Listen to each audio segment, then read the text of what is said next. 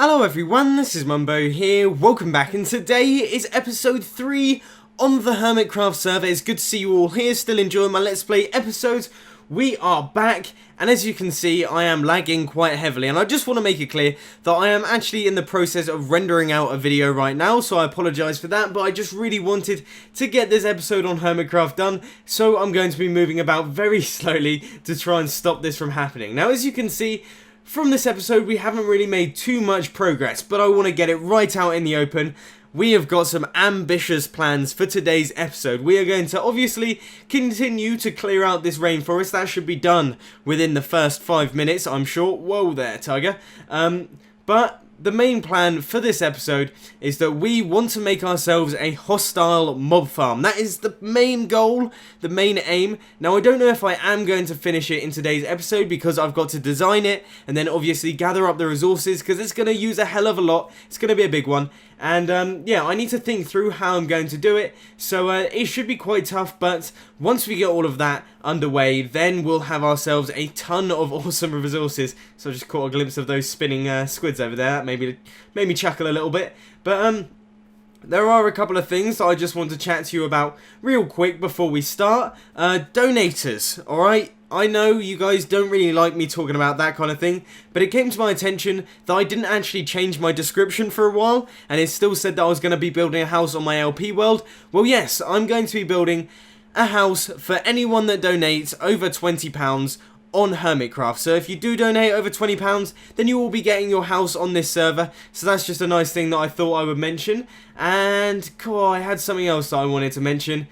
Oh, but it slipped straight from my mind, so I'll probably come back to that at some point if I do remember it. But anyway, yep, for the start of this episode, we are going to be working on clearing out the rest of this jungle. There isn't going to be any time-lapse for this one because you saw enough at the end of last episode, so I'm just going to crack on and just start destroying this place.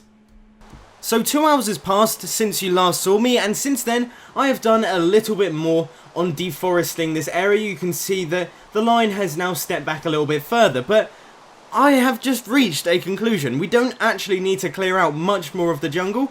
I think it would look cooler if we had a little bit of jungle around. Sorry if you can't see anything at the minute. It's raining. It always rains on HermitCraft. It's also dark. Can't really do much about it. But yeah, basically, if we took out all of this jungle here, that means we'd be left with the bare barrier. And it came to my attention quite quickly that that wouldn't really look that good.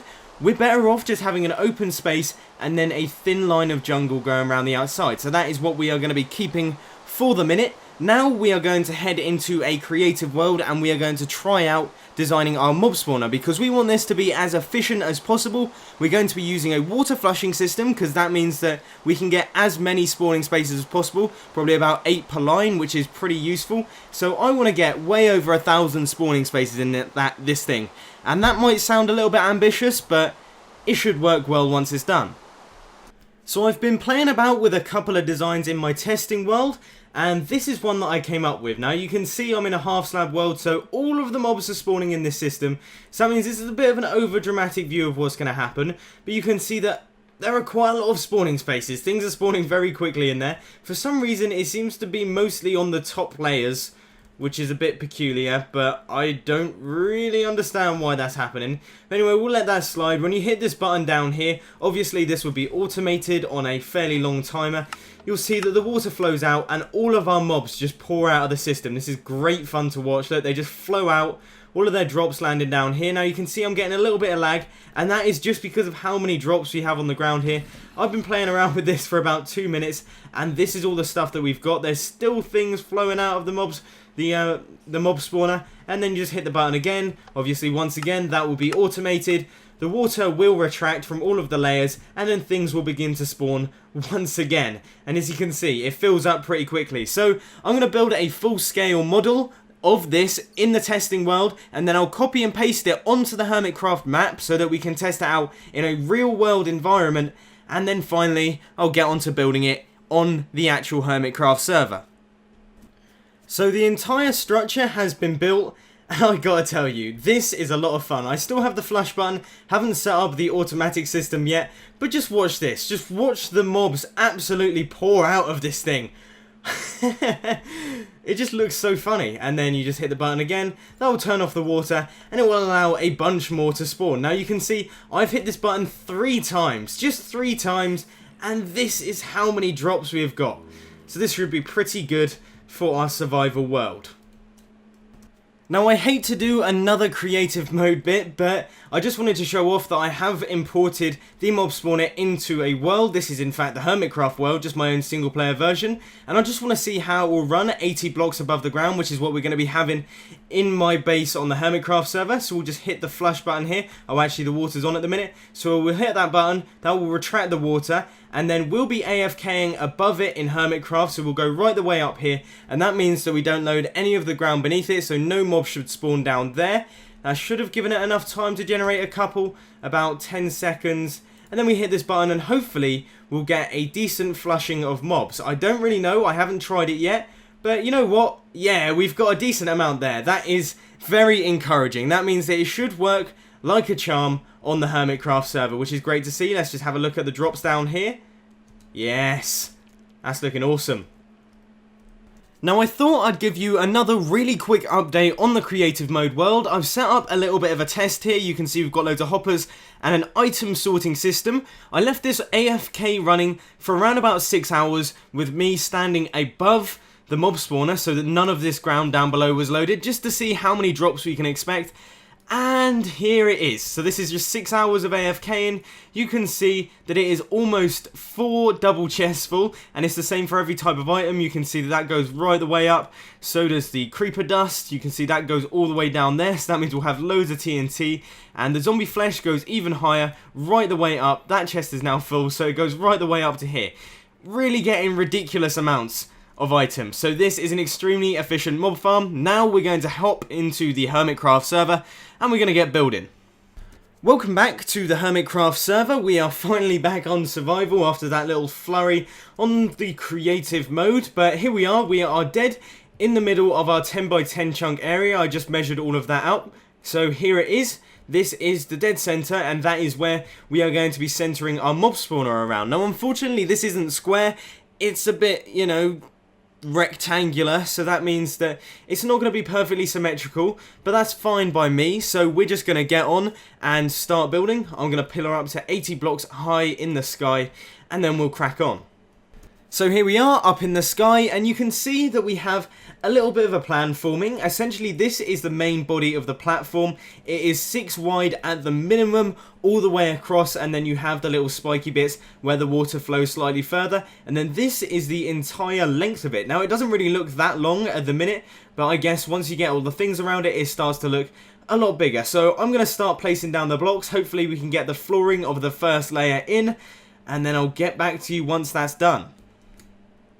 Now we have got the flooring down for our bottom layer, and also we have got half of the bottom bit of the structure done. So you can see that we are still using those leaves down across the bottom, the leaf trim, because that looks really cool. We have our redstone down. We're not going to be using the regular wood for the redstone lines just because I don't have enough of it, and this really is going to be using a lot of resources. So yeah, we're just going to be sticking with the jungly wood here, but at the minute, you know what, it's alright. And there we have it, ladies and gents. Our first layer is entirely complete. All of the redstone is down, none of the dispensers are in just yet, and that is because, like I said a minute ago, they are probably one of the hardest things to make in this one. We're going to need so many bows, so much string, it's going to be quite ridiculous. But there we go, first layer is done. We've only got 4 more to go. We're 1/5 of the way through already, and it's only been about half an hour. This really is quite an easily recreatable design, especially now that we got the footprint down. That means that we can just copy this from above. So I'm fairly confident that we are going to get this done today. Hooray! Now our second layer is finished, and this thing is really coming along very nicely. It's not taking very long to build, which is obviously lovely, because I hate things that take ages, just projects that will drag out for hours. This seems to have only taken about an hour, and already we are almost halfway there on the structure side of things. Now obviously, haven't put any of the dispensers in, haven't done any of the technical redstone. I do have redstone lines going along on the outside that you can see here, but obviously they don't have the torch towers in the middle or anything like that. That's just something that I'll get onto at a later date. I'll be able to do that from the outside, so that's all fine, but they're not essential right now. We need to get this all built and ready for usage, and it is coming along nicely, as I have mentioned. So I'm going to get to work on the third layer, and then we will hop on down and we'll take a look at it from below, because I am sort of interested into how this looks, because I am trying my best to make it look at least half decent. Oh god, it appears that I've forgotten something fairly essential. I forgot to bring torches along. So that means that we're going to have mobs spawning in our mob spawner whilst we work on it. Well, that's going to add a bit of a challenge, isn't it? Now, the 3 layers have been officially completed. That is all of them done. So now we're going to take a look at it from below. I'm going to just leap into this little lake here. Whoa, it looks alright, I guess. Very incomplete. It kind of looks like a pair of jaws up there. That's a bit silly, but that's only because we haven't done quite a lot of it. It claims my attention just now that we haven't actually done the side parts, which is alright because they're just flat walls of wood, but that is sort of frustrating, as that means that I have to go up and down on each side. But at the minute, you know what? It's not looking too bad. It looks like a bit of a leafy box. I'm not even going to go there, but you know, you can't really do much about it. Mob spawners never really look pretty, and I think that this actually looks okay. Once we get a couple of extra layers on, and then the ceiling and the sides, it will look complete, and I guess that's what we're looking for. The rain has finally cleared. I've done a tiny bit more work on the mob spawner. I did in fact die, which was pretty frustrating. I went all the way up there and then just got blown up by a creeper because I didn't put the torches down. Flew all the way down and just completely exploded on the floor. But you can see that I've got the sides on now, so it's looking a tiny bit more complete than beforehand. It still looks a bit like a box in the sky, but that was expected. It's a very box-like design. It was never designed to be the prettiest thing in the world, especially using the materials that we are, let's face it. But other than that, it does look okay. It's going to be a very efficient mob spawner, at least that's the plan. Our killing area is probably going to be around about this level. It's going to be raised off the ground, and then we're going to have the sorter that will then put all of the items down into the ground. Now, I will run you through my plans for what I'm going to be doing for this central section of our perimeter, because trust me, it is really, really awesome. But for now, we're going to be concentrating, obviously, on our mob spawner. So I am going to try and get the 4th layer on, and then I'll catch you when I'm up there.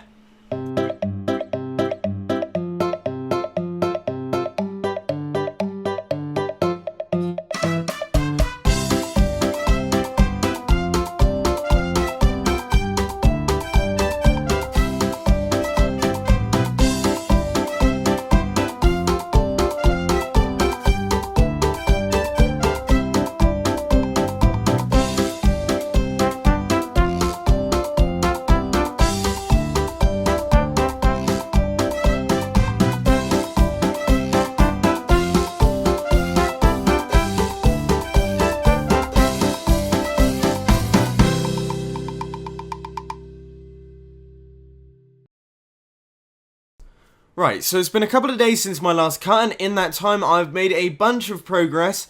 Hopefully it was represented as a time lapse, but if I haven't been able to do that, then I apologise. This is what we've got. This is it. It's the mob farm. It's got 5 layers. It's got the ceiling. We have begun to add the redstone in. You can see that we have all the dispensers in here. There was 60 in this farm, so that's quite a lot. It's also going to require a lot of buckets. To make all the buckets, it was 180 iron. You can see that we have all of them in our inventory here, and they are eventually going to be going into each of those dispensers, and they will dispense the water for the flushing system, so all of our mobs fly out and into the middle. Now, this is my biggest concern. I have got no clue what I am going to do down here, because to do the layer of hoppers that I did in the creative mode world, that would require 1047 iron, which I do have, but I don't fancy spending that much of it. However, I think that might be my only option, because so many items are flying out of this. We couldn't use hopper minecarts, that just wouldn't work, it wouldn't pick all of them up. We obviously can't use water, because that wouldn't kill the mobs unless we push them all into a lava blade.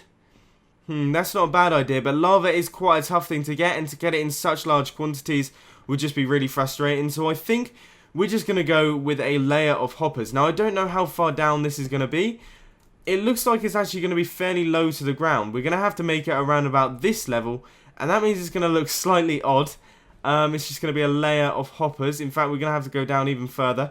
So we might actually just want to make this on the ground floor level, but that means that we're going to have to redesign my idea for the center spawn area, which is a bit of a shame.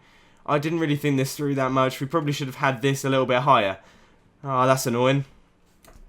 But before we start doing any of the killing area, we have to finish off the mob farm. So I'm going to do the rest of the redstone that goes on this side, all of the torches and the torch tower going up the side. Then I'll work on the automation flushing system with the hopper timer, and we'll see how it all looks once it's done.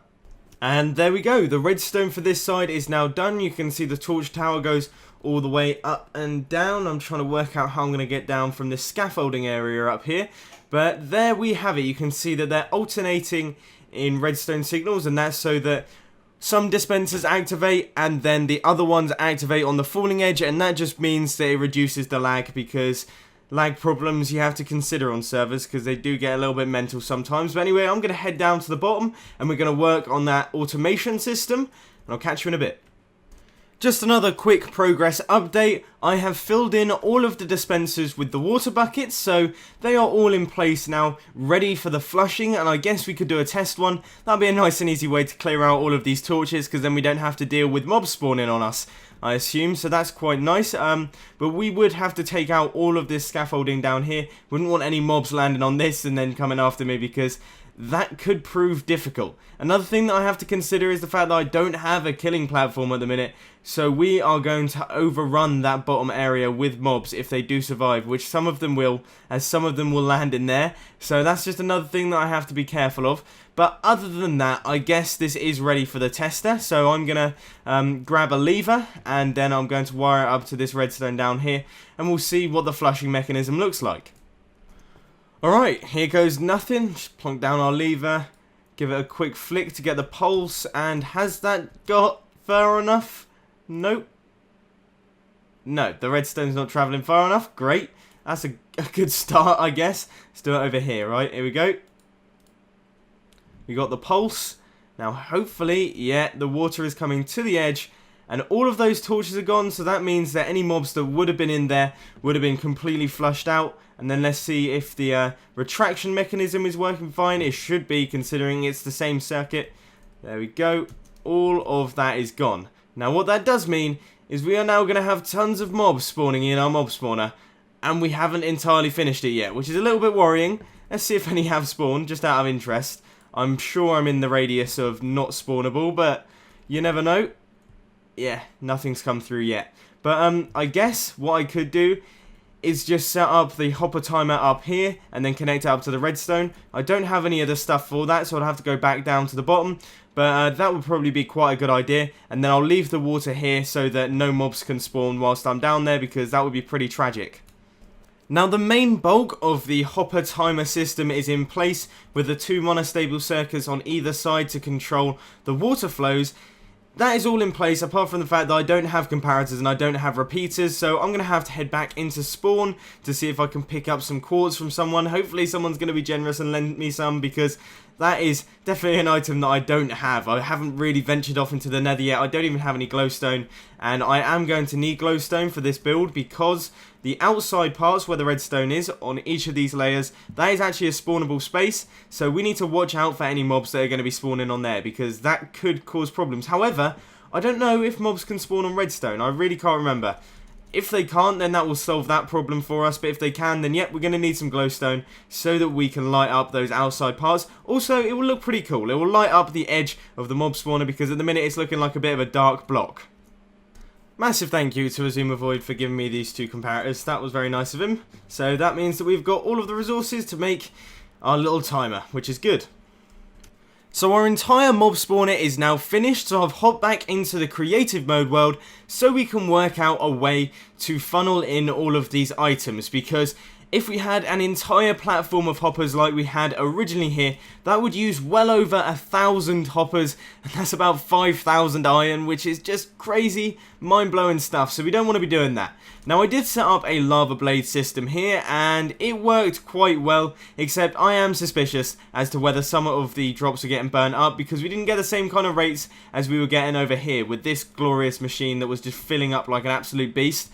Now, after observing this for a little while, if we just come right the way up here and wait for a batch to spawn, we'll just go right the way up so that we don't load up any of the caves down below, you'll see that all of the mobs land in one of these two sections. They never ever land in the middle, and you'll see that right now. So look, they all pull down, and they're all on the sides. A couple of them do land in the middle, but it's not really that many.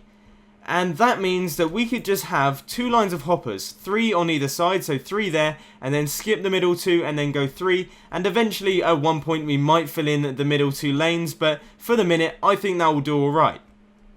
So here we are then, we're about to craft 2 whole stacks worth of hoppers. That is a hell of a lot of iron. Luckily we've got the iron farm running in spawn, and I think I might head over there in a little bit just to check how it's all milling over, but there is the first stack. And the second stack as well. There we go. This is the most hoppers I think I've ever had. This is pretty awesome indeed. 1 lane of hoppers has now been officially completed. Here it is. It's looking good. Very hoppery. I guess I'm going to cover this entire area in half slabs to prevent any mobs from spawning. Also, what we have to remember is that some of these mobs will have feather falling boots, so they might survive, which means that I'll probably have to surround this whole area with cactuses, so then they'll just walk into those and hopefully die from that. But yeah, we have got 1 lane of hoppers. I still have 50 left, so we should be able to do at least half of the other one, and then I'll just have to go along and craft some more, I guess. Iron supplies are now running a wee bit on the low side. In fact, resource supplies are running a wee bit low, but you know what? We have got ourselves another 56 hoppers, which means that we should have well enough to fill in that area and also set up a little bit of a sorting system, which will be nice. That means that we can sort out all our items, gather up all the things that we need, and get away from all the things that we don't. I just got blown up by a creeper inside my mob spawner, and look what it has done. Oh, that is huge. That is a massive explosion. How did that even happen?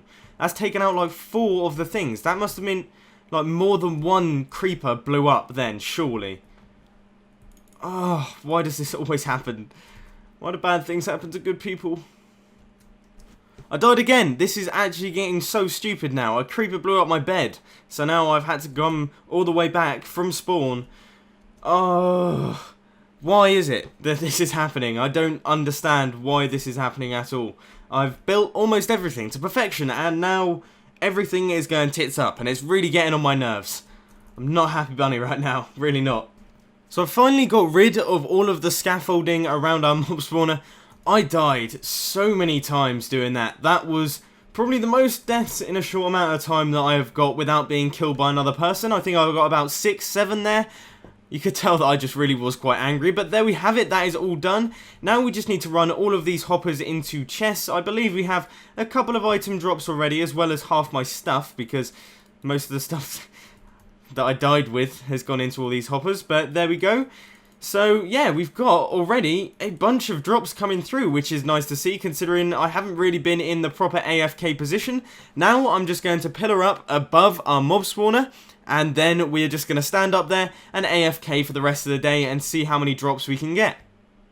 You know what, guys? I just died again, and it's getting ridiculous now. I think that's 9 times in the past hour. It's just getting so stupid, and I don't know why it keeps happening.